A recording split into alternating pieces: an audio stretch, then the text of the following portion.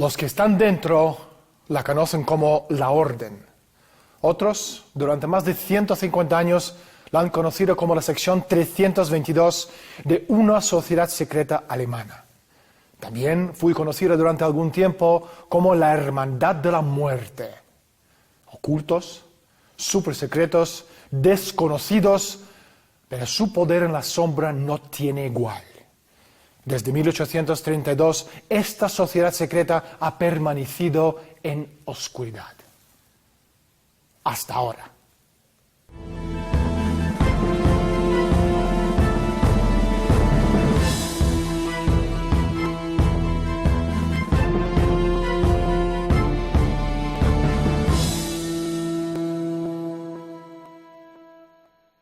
Cada primavera, desde 1832, 15 personas reciben la invitación de unirse a la Orden de Skull and Bones, Calavera y Huesos, una sociedad secreta verdaderamente elitista en la Universidad de Yale. Su símbolo, una bandera pirata, un emblema encontrado en las botellas de veneno y símbolo a su vez de la tercera Panzerdivisión SS Totenhof Nazi durante la Segunda Guerra Mundial. La orden existe exclusivamente en el campus de Yale. Skull and Bones no es un grupo cualquiera. Los nombres de sus miembros se deletrean como poder con una P mayúscula. Rockefeller, Harriman, Bundy, Russell, Sloan, Payne, Gilman, Taft, Perkins, Pillsbury. Su poder resulta abrumador. Al salir de Yale, muchos de sus miembros llegan a convertirse en la élite que cambia el destino del mundo. Creadores de imperios. ¿Qué papel juega Skull and Bones en los acontecimientos mundiales? ¿Cuáles son sus objetivos? ¿De dónde viene su poder? Silencio absoluto, nadie habla. Las huellas de Skull and Bones borrados de las páginas de la historia. Por suerte, hemos encontrado la persona justa que más sabe sobre esa sociedad secreta más elitista de los Estados Unidos. Hablaremos con él en unos minutos, pero primero salimos a la calle para preguntar a la gente su opinión sobre Skull and Bones y las sociedades secretas. Hay una sociedad secreta y muy poderosa. A ver si la gente la conoce. Se llama Skull and Bones. Siempre son sociedades que tienen algún fin oculto atrás de lo que están buscando. Generalmente lo que hacen es...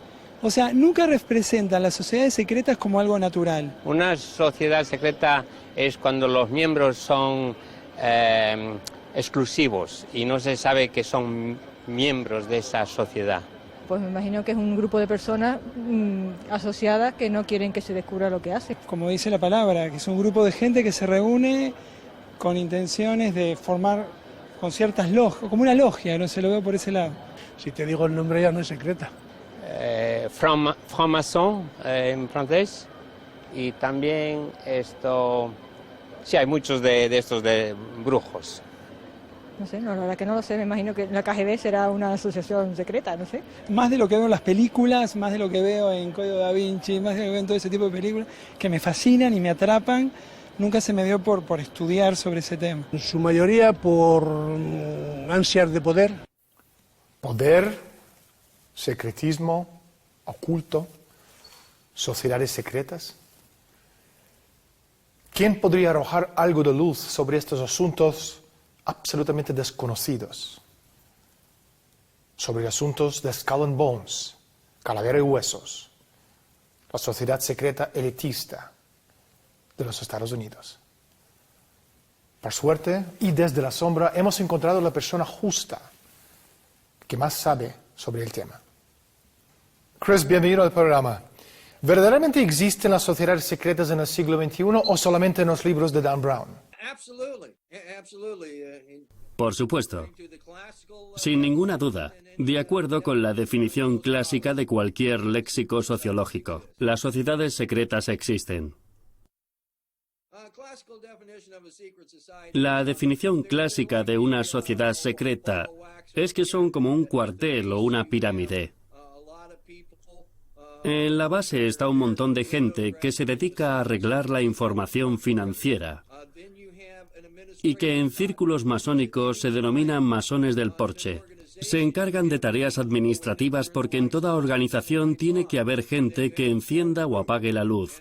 Luego está el grupo central en donde los individuos están todos emparentados, son todos primos. Skull and Bones está dirigida por la familia Cabot y una amplia subsección de la familia Whitney. Una sociedad secreta dominada por familias de linaje antiguas y nueva riqueza ha existido en los Estados Unidos desde 1833. 20 familias, descendientes de los colonos originales en Massachusetts. Para el mundo exterior son simplemente Brown Brothers Harriman, la Corporación Rockefeller, Russell Trust, la Fundación Carnegie, una mafia internacional no reglamentada y casi desconocida. Chris, ¿cuándo fundó el Orden de Skull and Bones? Skull and Bones fue fundada por William Huntington Russell y Alfonso Taft. William Huntington Russell, su familia, poseía la compañía Russell, que era la tercera empresa traficante de opio más grande del mundo y la primera de los Estados Unidos. Skull and Bones no es una teoría de conspiración. No existe ningún grupo de gente, por muy poderoso que sea, que se siente alrededor de una mesa en una habitación oscura, cogiéndose de las manos, mirando fijamente una bola de cristal y planeando nuestro futuro. Skull and Bones es una realidad conspirativa. La idea de Skull and Bones es una creación de la aristocracia de propósito, con vistas a gestionar el planeta de la mejor forma posible por su propio bien. Obviamente. Chris, ¿cómo supiste de la existencia de Skull and Bones?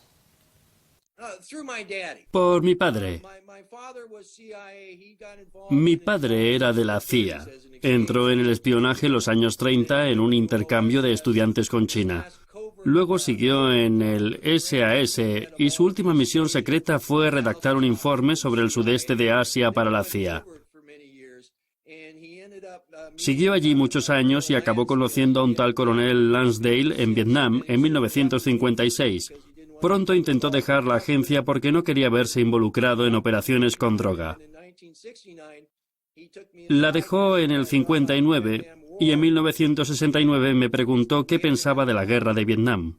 Nos reunimos y me miró diciendo, la guerra de Vietnam es un asunto de drogas. Detrás de todo están las sociedades secretas. Yo pensé que mi padre estaba como una cabra. Entonces, unos 15 años después, me encontré con el libro de Anthony Sutton titulado America's Secret Establishment, y todo empezó a cobrar sentido. Y cómo conseguimos la primera lista fue por una señora cuyo padre y cuyo abuelo eran miembros, y ella le pasó esa lista a Anthony Sutton. Así es como se consiguió la lista completa de los miembros.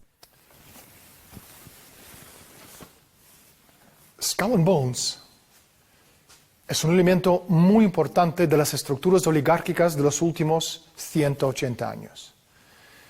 El mecanismo de cómo funcionan las organizaciones no ha cambiado en todo este tiempo.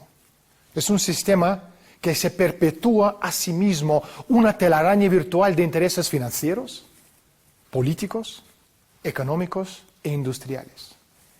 Y eso en sí mismo es un factor muy importante, por lo que quiere decir es que se trata de un vehículo a través del cual los intereses privados financieros oligarcas son capaces de imponer sus políticas en lo que es nominalmente un gobierno soberano de los Estados Unidos de América. ¿Cómo lo hacen? Skull and Bones ha perpetuado en todos los segmentos de la sociedad estadounidense. La Casa Blanca, la educación, los medios de comunicación, industria, banca, iglesia, fundaciones, centros de pensamiento, la Reserva Federal. Los hombres que forman el santuario interior de Skull and Bones también son personas clave que sostienen posiciones clave dentro de estas organizaciones. Por ejemplo, la Sociedad Americana de Historia, la Sociedad Americana de Economía, la Sociedad Americana de Química y la Sociedad Americana de Psicología se inició siempre por los miembros de Skull and Bones. ¿Por qué son importantes? Porque estas son las organizaciones clave para el acondicionamiento de la sociedad. Chris, Skull and Bones se convirtió en una fuerza importante en el contrabando de drogas a través de las familias Bush y Prescott en la década de los 1860. Pero también de alguna forma generaron al más puro estilo hegeliano la llamada guerra contra las drogas. Esto parece totalmente ilógico hasta que uno empieza a comprender su mentalidad y el funcionamiento de estas sociedades. Mi pregunta es, ¿cuál es la reacción de Skull and Bones con el tráfico de drogas? Bueno, hicieron mucho dinero con ese tema. Es una estupenda vaca lechera. Empezaron a traficar con droga en China en los años 30. Pero hacia mediados de siglo el tráfico se ilegalizó. De modo que perdieron su vaca lechera, pero se les vio controlando el 85% de la emergente infraestructura del acero en el Extremo Oriente, desde barcos de vapor a líneas de ferrocarril. Obligados a abandonar el lucrativo comercio de esclavos africanos por ley de Estados Unidos, el revuelto de esclavos en el Caribe. Las familias más ricas, como los Russell, Cabots, Forbes y los Perkins, entraron en el negocio de la droga. Su negocio consistía en adquirir opio en Turquía y llevarlo de contrabando a China, el país donde opio estaba terminalmente prohibido. Todo eso bajo la protección armada del Imperio Británico. Así que la droga ha sido el primer negocio de Skull and Bones. Ustedes seguramente están familiarizados con la revista Forbes. Ahora sabemos de dónde proviene la riqueza de esa familia. Forbes, Rockefeller, Russell, Perkins, Delano, todas esas familias súper mega poderosos fueron levantadores de imperios en los pasillos del poder y sucios traficantes de droga en los anales de la historia. Lo que tú estás contando es muy, muy interesante. Sigue, por favor. Todos los bancos, todas las compañías de seguros, todas las grandes empresas empezaron con el narcotráfico. El primer negocio de drogas fue el del comercio triangular de ron y esclavos. Y se usaron los mismos barcos. Y si sigues esos mismos barcos, ves que evolucionaron desde el tráfico de esclavos al del opio, al del coolies y por último se convirtieron en petroleros. Porque Skull and Bones también controlaba la industria del petróleo. Rockefeller es miembro de Skull and Bones. Hay 7 archivos de miembros y cada vez que pasas una página te encuentras con un Rockefeller. Fueron los señores de Skull and Bones los que empezaron a producir gasolina a mediados del siglo XIX. El hijo del fundador de Extremo Oriente, William Howard Taft, obviamente también es miembro de Skull and Bones. Taft fue el primer gobernador civil de las Filipinas después de la guerra de Cuba. Taft, la única persona de ser presidente de los Estados Unidos y también jefe del Tribunal Supremo, tuvo la iniciativa de las convenciones de La Haya y de Shanghái, que están en el origen de las prohibiciones actuales, los cuales no tienen nada que ver con nuestra salud, nuestro barrio o nuestros hijos. Su razón de ser es mantener un mercado negro, porque solo manteniendo estas sustancias en la ilegalidad pueden venderse sacando mega beneficios. Chris, en 1946 la Fundación Rockefeller contribuyó $139,000 para una historia oficial de la Segunda Guerra Mundial. Hay pruebas abrumadoras de que los Bush, Rockefeller y muchas otras familias poderosas americanas ganaron millones de dólares haciendo negocio con los nazis antes y durante la Segunda Guerra Mundial. Ahora, los libros de textos nos cuentan que los Rockefeller, los Bush, los Harriman eran patriotas estadounidenses que trabajaron para los intereses del bien de Estados Unidos durante la guerra. ¿Habría alguna razón oculta para que los Rockefeller financiaran una historia oficial de la Segunda Guerra Mundial? Eso lo hicieron porque se publicaron muchos libros en relación con sus beneficios y la venta de armas. Por tanto, quisieron asegurarse de que controlaban la historia, y por eso dicen tal cosa nuestros manuales de historia, porque han podido transmitir esa influencia a los manuales educativos. Existe una versión de historia de establishment, una historia oficial, que domina los libros de historia y libros de texto escolar. Los medios corporativos se encargan de transmitir esta versión oficial a nosotros. Y nosotros nos lo creemos. Ahora, si alguien desea crear un mundo nuevo, primero debe inventar su propia versión de la historia. Se llama cambiar el paradigma de la sociedad. Hacer que la gente cree que los acontecimientos históricos sucedieron de la manera en que beneficia la élite. Esa versión de la élite de la historia, en la mayoría de los casos, es muy diferente de lo que realmente sucedió. Los papeles del Pentágono, año 1971. El empleado del Departamento de Defensa, Daniel Ellsberg, filtró documentos de alto secreto sobre la guerra de Vietnam al New York Times. Los documentos ponen en jaque al gobierno de Nixon. Ellsberg es aclamado como un héroe por haber sacado los trapos sucios del gobierno a la luz. Sin embargo, la realidad es bien distinta. Los papeles no fueron reunidos por o para el Pentágono, sino en nombre de la CIA, con la complicidad de la corporación RAND, eje clave del complejo militar industrial. Objetivo: reescribir la historia de la guerra de Vietnam, borrando el papel nefasto de la CIA en la planificación de la guerra. La persona encargada de perpetuar la nueva versión de los acontecimientos, Daniel Ellsberg, estratega de armas nucleares de la corporación RAND y agente de la CIA. Chris, Marx y Hitler, los extremos de izquierda y derecha, expuestos como enemigos en los libros de texto, evolucionaron a partir del mismo sistema filosófico, el hegelianismo. ¿Es este un caso de conflicto de los opuestos que son esenciales para llevar a cambio? Sí, es una de sus técnicas básicas. También se le puede llamar el recurso del caos, porque utilizan técnicas muy sofisticadas de guerra psicológica contra los estadounidenses y contra el mundo que básicamente llevan al mundo a una situación fácil de controlar para ellos. Izquierda, derecha. ¿Es usted un demócrata o un republicano? ¿Es usted un socialista, capitalista, conservador, liberal? ¿O acaso importa? ¿Sorprendidos por la pregunta? La orden de Skull and Bones de ideología no es ni derechas ni izquierdas.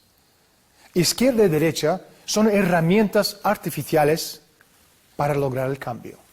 Y los extremos de la derecha política y de la izquierda política son elementos vitales en un proceso de cambio controlado.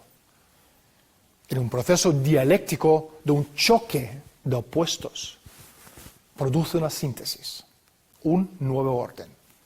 Un nuevo orden donde el Estado es supremo. Observe cómo el debate y la financiación es siempre hacia el poder estatal y cuanto más lejos, mejor, de los derechos individuales. Por lo tanto, no importa de qué persuasión política es usted, siempre y cuando la discusión se mantenga dentro del marco del Estado y el poder del Estado. Esta es la característica común entre las posiciones aparentemente disimilares tomadas por los miembros de Skull and Bones. Ellos tienen un objetivo común superior en el que el choque de las ideas es esencial. Mundo controlado por una dictadura corporatista, también conocida como Empresa Mundial S.A. Chris, ¿cuáles son algunas de estas técnicas? Primero empezaron por el sistema educativo, ¿sabe? Johann Gottlieb Fichte, dirigiéndose al pueblo alemán en 1805, le dijo: «Voy a llevarme a vuestros hijos para enseñarles lo que tienen que pensar». Así se creó el sistema educativo prusiano, en el que hay una serie de 3 escuelas: las academias para la élite, los institutos para la clase alta y los colegios para el pueblo. En los colegios populares quitaron la educación clásica, dejaron de enseñar algunas disciplinas, y las materias que enseñaban las limitaron a 1 hora y pusieron campanas entre las horas. Así podían modelar las conciencias de la gente. El siguiente sistema es la televisión, sobre todo aquí en los Estados Unidos. En los Estados Unidos funciona a 60 ciclos por segundo. En cualquier libro sobre hipnosis se puede ver que 60 ciclos por segundo provoca un estado de trance. Convence de que lo que se está viendo es verdad. También envía una poderosa onda al cerebro, de modo que el cerebro puede engañar al cuerpo sentado ante la televisión, y esta es una de las razones del problema de la obesidad. Y son propietarios de las noticias, o sea, cuando yo era pequeño había como 1000 empresas o personas que te decían las noticias. Ahora existen básicamente 6 empresas de medios de comunicación. Chris, ¿de qué manera Skull and Bones ha impactado en las elecciones presidenciales en los Estados Unidos? Las elecciones presidenciales no han sido elecciones presidenciales en los Estados Unidos desde hace mucho tiempo. Me refiero a reunir una pandilla de amigos, ir todos con tal tío y que gane. Hemos conocido situaciones en las que un miembro de Skull and Bones se coló en las elecciones en 2000 y en 2004. Y lo hicieron de una manera muy visible. En 2004, un miembro de Skull and Bones se presentaba contra otro miembro de Skull and Bones. Fue muy interesante porque a mí me dijeron que me estuviera quieto y cerrara el pico, porque no querían que se hablara para nada de Skull and Bones durante esas elecciones. Sinceramente, no creo que Kerry fuera un candidato honrado. Así es más fácil gobernar el país. Desde 1832 ha habido solamente unos 2.500 miembros de Skull and Bones. Ahora, cada año en los Estados Unidos, más de 1,5 millones de personas reciben sus diplomas universitarios, entre ellos unos 50.000 doctorados. Hay unos 50 millones de personas con estudios universitarios capaces de ser presidente de los Estados Unidos. Aún así, en el año 2004, los 2 candidatos por Partido Demócrata y Republicano, Bush y Kerry, pertenecen a la sociedad secreta que elige solo 15 de sus miembros cada año. Chris, una pregunta indiscreta: ¿quién nombró a esa gente los amos del mundo? Nadie. O sea, están tomando el poder en nuestro país para convertirlo de república en imperio. Y ni siquiera se lo dicen a la gente, porque el esclavo perfecto es el que cree ser libre. Creemos que elegimos gente para los cargos y todo eso, pero el valor psicológico de esto es muy bueno. Porque cuando vas por la calle siempre puedes decir: ¿pero quién eligió a ese tipo? Lo cual crea divisiones. Chris, la última pregunta. ¿Qué relación existe entre la CIA americana y Skull and Bones? La relación de Yale con el espionaje se daba incluso casi antes de que existiera este país. Yale ha tenido relaciones muy estrechas con la CIA. Se dieron situaciones en Yale en que funcionó como un ministerio de bosques. La primera promoción de forestales se dio en Yale. Cuando se organizó la CIA en los años 40, parte de sus fondos reservados fue al Departamento de Forestales. Y así es como llegamos a los aviones del Departamento de Forestales confiscados por cocaína en México. No hay tiempo para más. Muchísimas gracias por estar con nosotros. Muchas gracias, señor. Gracias. Tesis, antítesis, síntesis. 2 extremos que se funden en un nuevo sistema. La síntesis que persigue el establecimiento se llama Empresa Mundial S.A. Sin conflicto controlado, este nuevo orden mundial nunca podrá convertirse en una realidad. Acciones puntuales de las personas en la sociedad no daría lugar nunca a esta síntesis. Es artificial, Por lo tanto, tiene que ser creado. Y esto se hace con el uso calculado y controlado de los conflictos. En cuanto a Skull and Bones se refiere, el proceso se inició en 1833 y continúa hoy en día. La historia nos enseña por analogía, no por identidad. Las experiencias históricas no implican quedarse en el presente y mirar hacia atrás. Más bien implica mirar el pasado y volver al presente con un conocimiento más amplio y más intenso de las restricciones de nuestra perspectiva anterior. Nunca encontraremos las respuestas adecuadas si no somos capaces de formular las preguntas apropiadas. Soy Daniel Stulin. Gracias por estar con nosotros. Desde Madrid, España. Hasta la próxima semana.